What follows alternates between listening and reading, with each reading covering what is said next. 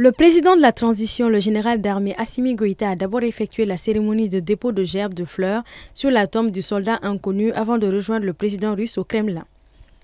Au Kremlin, les deux chefs d'État ont eu un entretien en tête-à-tête suivi d'une séance de travail élargie aux membres des délégations des deux pays.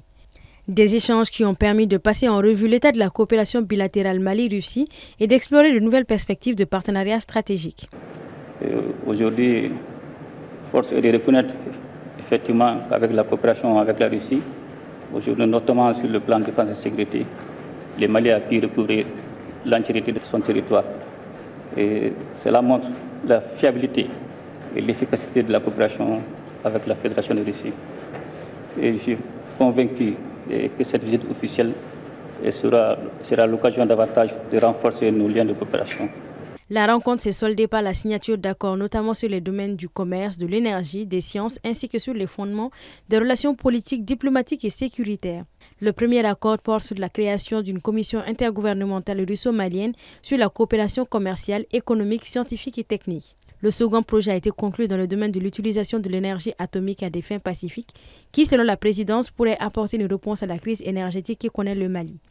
Le projet est en partenariat avec la société d'État russe Rosatom, avec en perspective le développement d'infrastructures adaptées, le transfert de compétences et de technologies, ainsi que la formation de ressources humaines nationales. Les deux parties ont également procédé à la signature d'un troisième accord portant sur les fondements des relations bilatérales entre le Mali et la Fédération de Russie. Cet accord prévoit des mécanismes de formation, la fourniture d'équipements et un appui opérationnel structuré, consolidant ainsi les capacités nationales de défense et de sécurité. Между нашими странами на протяжении многих лет поддерживаются добрые доверительные отношения. Мы заключили дипломатические отношения 65 лет назад. И все эти годы продолжали сотрудничать. В России подготовлено за это время свыше 10 тысяч специалистов для вашей страны.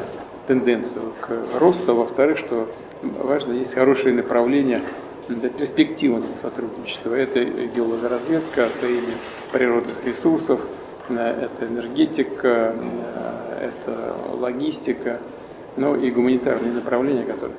A noter que cette visite du président à Moscou intervient après l'annonce du départ du groupe paramilitaire russe Wagner du Mali, désormais remplacé par Africa Corp, une autre organisation placée sous le contrôle du ministère russe de la Défense.